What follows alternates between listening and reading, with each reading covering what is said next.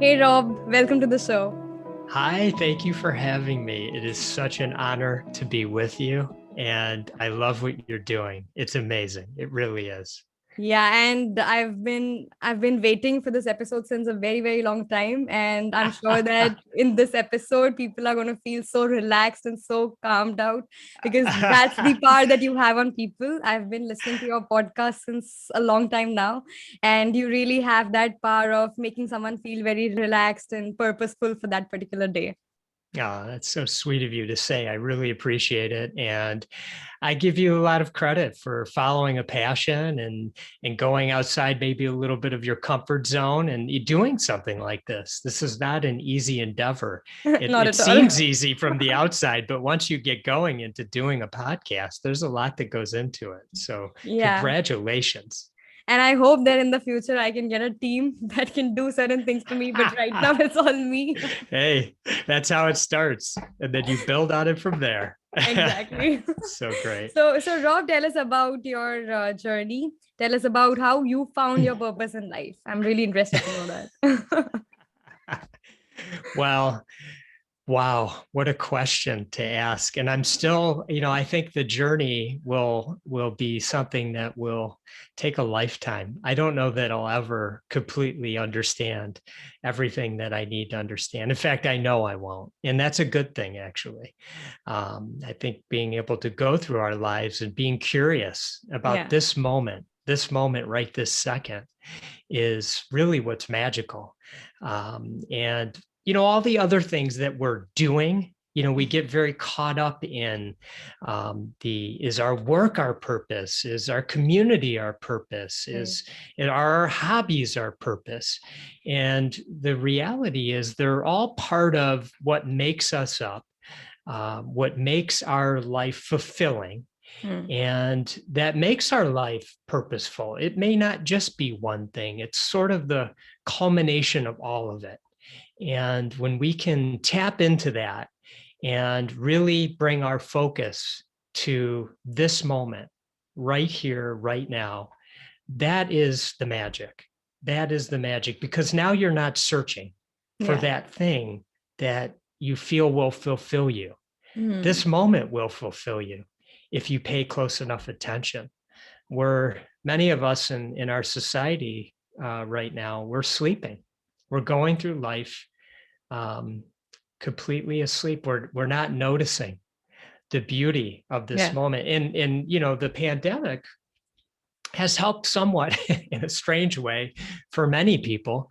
And it's been challenging for many people. I don't want to take that away. Yeah. But for many people, they've sort of had to wake up and maybe try a new routine and because in some ways things have slowed down, maybe they've had an opportunity to reevaluate some things in their life. Maybe they have a little bit more time to do that. And that's a version of waking up when you start to feel that little spark, Yeah. that something's not quite right. I was just so busy, I wasn't noticing it. And now what do I want to do about that? And so, my journey, back to your original question, I am an entrepreneur. I'm in the United States. I started with my best friend in business, and we started selling these lollipops. They're called blow pops. They have gum in the middle. Mhm. And have you ever had one? I think I've had a few, but I don't like it these days. Well, anyway, in ninth grade, we started selling those. We'd buy them, Wow. kind of at a wholesale price, and then we'd resell them out of our locker at our high school. And, I think upon reflection, we realized there was a spark there. There was something that we really enjoyed about serving people, about seeing smiles on their face, and that could be in combination with making a buck, making a living. Right. And so I think that was that was that first spark. And we had some different businesses in high school, and then we both went to college, and we did some different businesses then. And when we were getting ready to come out of college or university, we decided to start a business out of our basement, out of my best friend's parents' basement, to be specific. And we just were so excited, quite frankly, just to have a business. It seemed like a dream come true. And but it was hard. There was so much we didn't know about business, and there was so many misunderstandings that we had about what it meant to be in business. I guess we always thought it meant getting really big and somehow maybe you become rich or something, always striving for that, Right. And I think early on, being so young, and kind of making our way through life and trying to understand some things, that was, kind of how we, those were sorts of things that we were working towards. Maybe not as much of a focus on people, because as you grow your business, you start to have employees, and they look to you for guidance in not just within the business, but sometimes within their lives. And so as the company continued to grow, we started to notice this connection that we had with people, and it was somewhat unique. It was a deeper connection in many ways, because we were connected through our livelihoods. In fact, we depended on each other for our livelihoods. It didn't matter if I was the owner of the company. If one of our employees, or now we call them team members, didn't show up on time or couldn't perform their job well, that would affect my livelihood. Similarly, if I didn't show up and do the things that I was responsible for, and we didn't have good results as a company, that would affect that person's livelihood. And it goes well beyond just the financial part to it. I mean, for those of your listeners that have jobs, that when the company, when there's things going on in the company and you're not quite sure, sometimes it feels unsettling. And it's not just around your income, it's around your mental state. Right. What's happening with the company? Is my job safe? I mean, at the end of the day, we all kind of want the same things. We just want to feel safe. We just want to feel heard. We just want to feel protected and needed. And so, these things going on within business can sometimes play with our mind a little bit, not just the financial part of our how we make our way through life, which is important too. We were able to grow the company, and at a certain point, we learned that what worked for us was servant leadership. And what that meant was we wanted to look at our team members in the totality of their lives.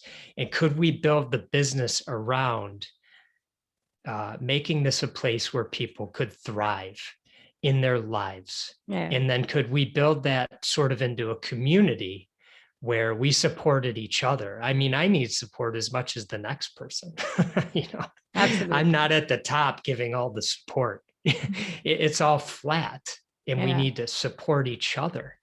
And that can be a very fulfilling life. And there are many ways to go about things in life and in business. And this just happens to be one that seemed to work for my business partner, my best friend, Joel Perlman, and myself, in that we wanted to create that environment where we cared for each other, all of us for each other, in the totality of our lives, so we could lift each other up and not drag each other down. And at the end of the day, just work towards happiness. That's all we really want to do, is do our best to check enough boxes that are fulfilling, so we feel happier as people. So I'll pause there, and I hope that kind of made some sense. Absolutely. But if it didn't, I'd completely understand. No. It absolutely made sense. And it's a very interesting journey. And I'm so glad that you're thinking about your employees and your team members so much, that we need more workplaces like that in this world, so that we could all be happy when we go to work and not be stressed about it, or we shouldn't be forced to go out there and work, but we should just be our true selves when we go there and be able to work and contribute. And if we could have more workplaces like that, this world would be more happier, which we need. We need more and more of that. And I want to understand from you here that a lot of professionals, I think every person on this planet suffers from a condition called as Sunday neurosis. So this is the emptiness that we feel during the weekends when all the rush of the busy week is taken from us, and all that we are left with is the void that has always existed within us. And we feel empty. We feel that our life does not have any content. We don't have any personal goals. And that is a very common weekend occurrence that I've seen amongst people. And then they just laze around and not do anything about it. And then they are not ready for Monday. And then they hate Mondays, and, and then it continues, right? So, how do you think we can change that? If a person really wants to personally get over that Sunday neurosis, how can they do that? Well, I want to ask you a question, if it's okay. Yeah, sure. And I'd be curious about your thoughts on why the weekend causes this feeling of anxiety or emptiness. Do you have any thoughts around that? I've personally felt one thing, that during the entire week we have our goals predefined. They are set, they are defined to the minute details. We have everything on our calendar, and so we achieve it. Even sometimes, even if we don't feel motivated, we just drag ourselves through it and we achieve it. But then comes the weekend where you have nothing on your calendar, you have no goals, you haven't planned for the weekend. It's just there, 2 days of having to do nothing that you're obligated to do, but just something that comes down to your choices. And so first you have the fatigue of 5 days of being absolutely productive, and then you have the uncertainty of what is it that you're going to try next. Do you have a personal goal? Are you going to work on that? Are you just going to rest yourself and relax? And even that kind of a rest which we get over those 2 days, it's not fulfilling, because then you just end up feeling guilty later. So I think it's just that not having to plan anything and not knowing about where you want to go in your life, and not having a true purpose that you can live by, that maybe causes the Sunday neurosis. Yeah, that's so good. To build on what you're saying, when we're going fast and we're focused and we've got certain things that we need to accomplish, and we're goal oriented, and we want to step up and do our best and hit those goals. Yeah. And then the weekend comes and it's like a screeching halt. Right. And it all gets quiet for a moment. And that's uncomfortable. The silence, the not having something to do for us becomes actually uncomfortable. And so one thing that we can try to do, that we can practice, I should say, is learning what it feels like to not have something to do, to have to be with ourselves, in our minds, and all the things that are going on in our minds that cause us discomfort. Because during the week, we're so busy, our minds don't have time to have those things come to the forefront. When it all slows down, especially when it's a screeching halt, we have no place to run. There's no place to hide. There's no escape. Yeah. So while in one way, I want to sound as though, or I would love, not sound as though, I would love to encourage those to find something to do to, create that purpose. I would first encourage learning what it feels like to be with our own thoughts. Right. And being with them without judgment. Now, this takes practice. Right. You can do this through a mindfulness practice. And I can go through that if you'd like me to, but you let me know. But learning to just appreciate the moment for what it is. I mean, most of us, if we're fortunate, and there are many that aren't, but if we have a job that's keeping us so goal-oriented during the week and so busy, that the idea of even relaxing on the weekend it feels like we're not accomplishing anything. That means we probably have a roof over our head. Yeah. We're probably not searching for our next meal. We probably have the things, the possessions that we need, and then some. And so, your basic needs are being met, and probably then some. So yet you're still not fulfilled. And so this is where we can stop on the weekend, let's say, just to build on your example, and sort of check in. And one thing that could be useful is a gratitude journal. You can write down one thing a day you're grateful for. You can write down 50 things you're grateful for. I guarantee you could find as many as you want. You can be grateful for the air you're breathing at this moment, because the second that air stops, nothing else in this world will matter to you except for finding air to breathe. Okay.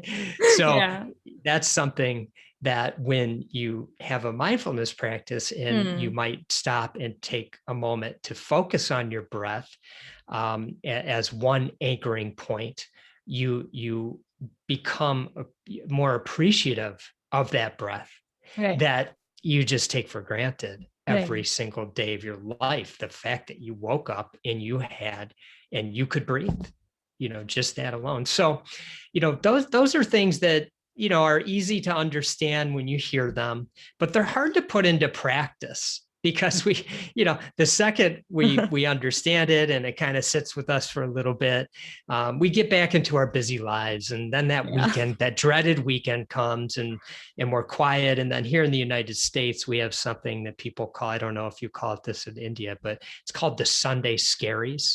Do you have that? No. The Sunday Scaries are when you finally start to settle into that weekend, and Monday's around the corner, and you got to go back to work and get back into the goals and all the work you have to do and gear back up. So you just started to sort of embrace this time, and boom, you're right back at it. It's kind of like you were saying before, that you just start to recharge, you start to feel it, and then boom, you're right back in. And a lot of people refer to it as the Sunday Scaries, because you start to dread Monday. So that's a new term.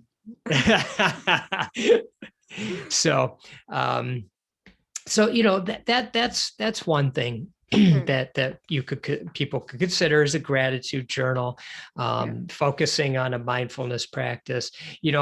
I like to talk a little bit about a mindfulness practice, or you would reference earlier meditation practice. Right. Any of the different types of meditation are always quite valuable, and they truly are a practice. There's a reason that they place that term on it.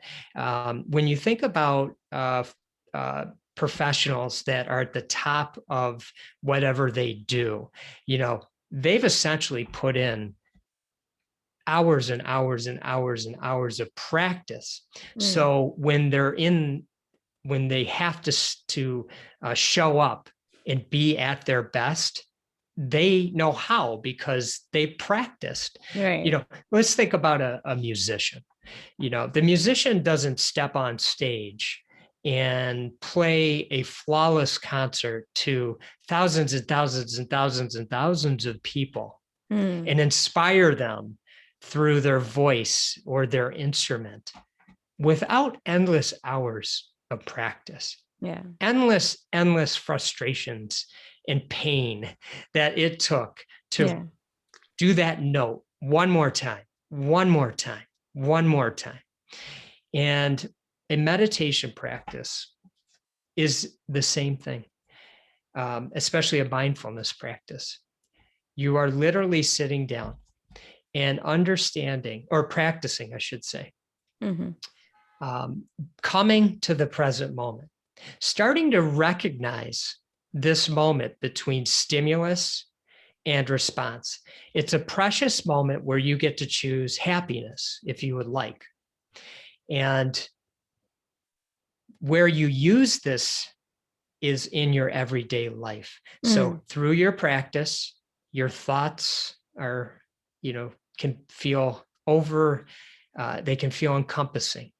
And you're practicing allowing them to be without judgment. And you're coming back to this moment, this present moment, this beautiful present moment. And maybe you'll focus on an anchor like your breath or something else, whatever works for you. And now you're practicing and you recognize, wow, I'm actually sitting here. In my mind, I was over there. I was planning out next week. I was planning out next year. I was ruminating on last week. I was ruminating on last year. There's nothing we can do to change the past. We actually can't control the future, even though we think we can. All we can do is appreciate this moment. And so when you practice that, and then you're out and about in your everyday life, it's the weekend, you're starting to feel anxiety or stress or depression or sadness or whatever it might be. You can bring yourself back to this present moment and you can appreciate all the beauty within it. And maybe, just maybe, that will be enough to get you out of that feeling that you're having. Right. This syndrome, or I can't remember what you referred to it, but I love the Sunday neurosis. Yeah, the neurosis. Yeah. So, we can maybe go out and with our masks on these days or whatever the case might be, and we might be able to, just look up in the sky and just think about how vast this world is. I mean, you and I are connected right now. You're in India. I'm in the United States. Yeah. You're in an urban environment in Mumbai. I'm in a rural area in the northern part of a state here in North America, in the United States. Yet it's as if we're completely connected, as if I feel as though I've known you for some amount of time. I see your wonderful smiling face. It's amazing. Right. It is mind-blowing when we really stop and think about the beauty of this moment and the vastness that connects us in this world. We're so interconnected. It's unbelievable. You are dealing with the same things we're dealing with. And COVID has brought that more to light than any time than we can ever imagine, because this whole world is in this together.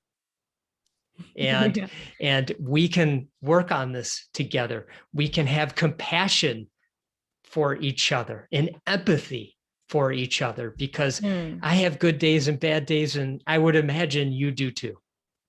And we understand that in a much deeper level than we ever have before.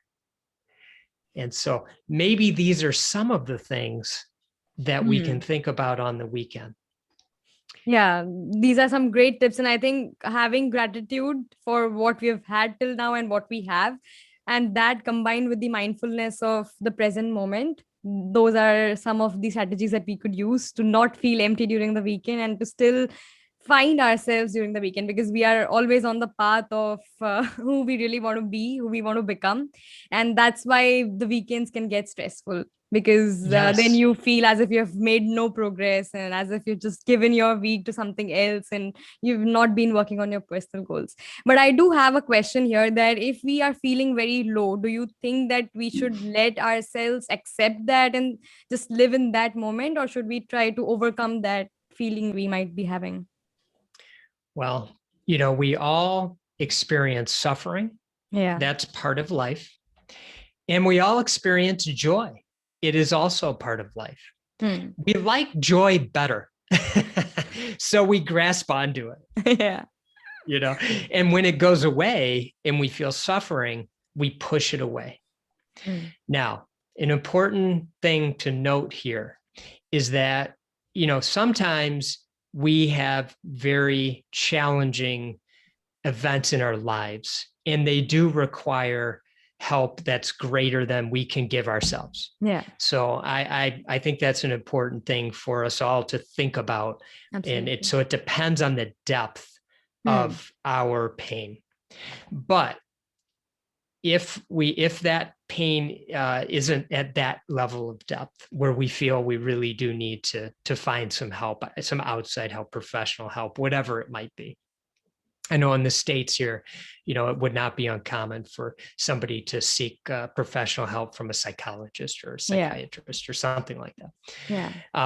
But outside of that, when we feel this pain, this suffering, one thing that we can practice is first being curious. What's happening here? Not solving, which is much different. Because solving is an exercise into trying to, have this complete understanding as to why I feel X, Y, or Z. Yeah. But actually just being curious without solving. Why do I feel this way? What am I feeling in my body? Do I feel heavy? Is my stomach bothering me? Does my heart beat fast? Why does my heart beat fast? And just having that inquiry within. Now you're tapping deeper into yourself. You're understanding more fully about yourself and the feelings and the emotions that come along with that suffering that you're going through. And that curiosity is perfectly normal, and as is the suffering. Again, we're not trying to solve. We're just inquiring. We're just being curious. Yeah. Now, through that, it starts to maybe open us up a bit. Just through the non-judgment, just through the curiosity. You're not pushing away anymore. You're embracing. You're saying, suffering, you are my friend. I welcome you to the table along with my other friends, joy and frustration, exuberance anger. and that's right. I would like to welcome you all to the table because you serve me in the totality of my life. I need all of you. Yeah. I can't just have just those that are. Yeah, that's right. We have to welcome them all to the table. And something really freeing happens there when we stop saying, I don't like this feeling. I just want to get pushed away. It just weighs on us. And it takes more time for it to go away. But when we welcome it and we are curious about it, we're just maybe trying to learn a little bit more about how it's serving us. It can be useful. Yeah. So I think not running away from our lows, but actually accepting them, embracing them, and taking some time every day to just do a self check-in so that we can really understand what we are feeling and set our tone for the day. And if we could do that at the starting of the day, I think it'll be really beneficial, because we don't really take time to understand what we are feeling. We're just so busy with our days and with our lives that we hardly take some time to understand what is happening in our mind. And that's such an important step to having a good mental health. It's just like a workout. That's right. And I really like what you said about checking in throughout the day, starting in the morning. That's a really great exercise. And I notice you have a smartwatch. Yeah, the smartwatch. And they can tell us everything now. And you can do different things with your phones or your watches or anything to kind of remind you to, like, let me check in right now. Maybe it's every 2-3 hours during the day. Maybe you rank yourself on a scale from 1 to 10, where 1 is not good and 10 is the best. I like to talk about these 6 things in life that we seem to universally all want to do a sort of a better job with in our lives, but for some reason it's just not that simple. And you can use this exercise. We call it the simple 6. Okay. And it starts with a mindfulness practice. It starts with being mindful. Right. So if you can cultivate that mindfulness as a foundation The next 5, you can put more of a focus on. The first of the next 5 is sleep. Okay. Now, you may have heard growing up at some point, or I'm sure many of your listeners and yourself, at some point in your life, you felt just exhausted. You felt like you couldn't think straight, and you had a good night's sleep. And the next day, the whole world seemed different. That's how powerful a good night's sleep is. Yeah. So you work on that. You practice sleep. And you say, how much sleep do I need? And you figure it out. There was a point in time, and I think more people are talking about sleep. Do they talk about sleep much in India? Yeah, they do. Okay. We love our sleeps. Oh, you love sleep. Okay, maybe this isn't an issue there. Here in America, people were trying to figure out how to sleep less and get more done. Oh, yeah. So that became a thing here. Okay, so sleep. You guys in India, it's not as much of a thing as it is here in the U.S. So I'm glad I asked you that. Okay, so the next thing is nutrition, and that means fueling these very complex bodies that we have in a way that serves us and gives us energy. And getting in a good routine with that's useful. And just recognizing and being mindful about what we're putting into our bodies and where it came from is a really wonderful thing. And I know farming is a very, very important part of the economy in India. And so it's, maybe there's a great more ease in the ability to really think about where your sources, the sources of your food that are truly fueling your bodies.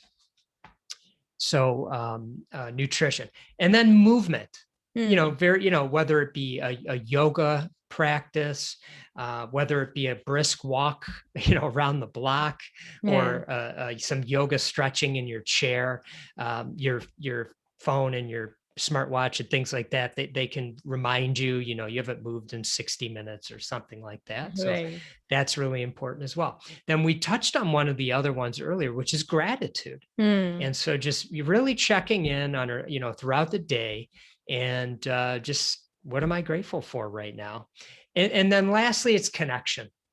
And, whether that means your connection with other people, which is very, very valuable. I mean, some of us nowadays, especially with the ability to be in front of screens, we don't feel that we need the connection as much. Sometimes social media feels like our connection to the outside world. But it's important for us to remember, let's get out of that and let's reconnect with other humans. Let's reconnect with other humans that think differently than us. Let's have an open mind to the different ways that people think in this world and the different ways we can make our way through this world. Let's reconnect with nature. Let's reconnect with the ground that we're working on or that we're walking on, or we have our feet planted on. And let's really feel into that for a moment. Let's reconnect outside of the screens and just feel the earth beneath us, grounding ourselves. And if we can check in on a daily basis with those 6 things, and there's always going to be something that's off. And that's what you're doing. You're noticing, so you don't get to those low points. You're noticing, you know what? I have not been fueling my body properly this week. I got super busy. I just grabbed this and I forgot to eat there, and I haven't been drinking enough water, whatever the things are. And then you just put more of a focus on it, and it never gets, it tends to not get as much out of control. And when you have those things all kind of working together, you feel you can be with suffering a little bit more comfortably. Because your body and your being is set up to do so. And then from that comes joy, because there's so much joy. You just start to realize that this moment brings so much joy. And I think the single practice that you've spoken of is going to simplify so many of our problems, because we often don't know what the root cause of what we are feeling is. We're just running around thinking that I'm feeling very annoyed today. I don't know what the reason is, but I'm just annoyed That's it. And That's then right. your family has to bear it for you, and they just let you go for another day. But sometimes we really don't understand why we are feeling what we're feeling, and then that just gets to us, and it leads to a very negative day, because it's like a negative chain reaction that starts right at the beginning of the day. So if we could do this to just understand what is happening and what is it that you're really not very happy about, and still find four other things that you're grateful for, then it can really simplify and help us to navigate through all these struggles. And during the pandemic, I think a practice like this can really help people to navigate through the depression that they are facing, because we subconsciously are depressed about being locked in our houses and not being able to So go true. outside. We are craving that human connection, and practices like these can really help us to survive through this pandemic for sure, and even thrive through it. It's so true. And, just to build on what you're saying, two Mm, things I wanted to touch on. One is you remember that moment between stimulus and response. yeah. And when we are out in our lives and we have other humans around us, you mentioned our family, our friends, or coworkers, Yeah. and we're sort of edgy for some reason, but we don't know why. And then there's that stimulus. And Hmm. because we're edgy, our response is less than desirable. And what that less than desirable response does is it changes the course of the person's life that you are interacting with. In other words, when you're done with your interaction with your family member, your friend, your coworker, they walk away now, maybe sort of brought down a little bit from you. Maybe Hmm. they're a little on edge now. What was Yeah. that all about? What did I do? They're scratching their head. Huh. Yeah. So when we can pause, it's a millisecond. That's why it takes practice. In that moment between stimulus Hmm. and response, we might have that edge. We might realize we have that edge. We might notice what's happening in our conversation, in our communication, Yeah. and we pause and we choose a different way to respond Right. consciously. And then we change the course of that person's day for the positive. We lifted them up instead of dragged them down. Yeah. And that is a difference maker, because our real purpose here in this world, and if it's grand for some, I think that's wonderful. But for example, what you're doing with this podcast, you may just change one person's perspective on life. Hmm. And if that is all you do, and I have a feeling it's going to be more than one, but let's just say that's all Yeah. you did through a conversation that you put out into the stratosphere, Yeah. you changed somebody's life. Hmm. You lifted somebody up. Right. And that's huge. And our purpose in life can be truly to deliver genuine care to everyone, every day, every time. All 7 billion human beings that are on this earth. Hmm. Yeah, what you've shared is really so powerful. If we could do even 1% of lifting someone up every day, that can really call for a better world. And that is really what empathy is. We talk about empathy and we talk about authenticity, we talk about our purpose, but really it's just as simple as this. That's right. That's right. Yeah. We're all driving fast. We're striving because we want to advance in our careers. We want to get to the pinnacles or whatever those things are. And so if we can pause for a moment and start by asking why? What's important? What am I striving for? Are there images that I see that I believe that if I strive and get to this point, I can obtain those images? Maybe it's a nicer home, a nicer car. Maybe they're things. Maybe it's a lifestyle. Yeah. Maybe it's a lifestyle where I can go live on the beach and, have no worries. And by the way, there's nothing wrong with any of that. I think it's just fine. Yeah. But I think if we can move forward in our lives with every moment in mind, that our main purpose in life is to care deeply for each other while we're going about the business of getting to the top of the top because it fuels us for whatever our reasons are, I think that makes it purposeful. Absolutely. And that has completely changed even my perspective of what someone's purpose should be. Because if we can find the fire within us and use that to illuminate the world of people around us, then it's just going to be so beautiful. It's going to be such a beautiful thing to do. And I hope that all of us can be more mindful of it, and we can try a lot of things to get there, to be that person who can really give positive energy to the people around them, and contain the negativity and just resolve that within themselves whenever they face it. Yes, so well said. Thank you so much for being with us today, Rob. I think you've not just given us the tactics to have a meaningful weekend, but a meaningful life as well. And I'm really grateful that you said yes to this interview. It's been such an honor to host you. I am so grateful to be able to chat with you. It has meant the world to me. So thank you for taking the time to reach out, and I'm glad we got to connect. And thank you for all you're doing in this world to make it a better and brighter place.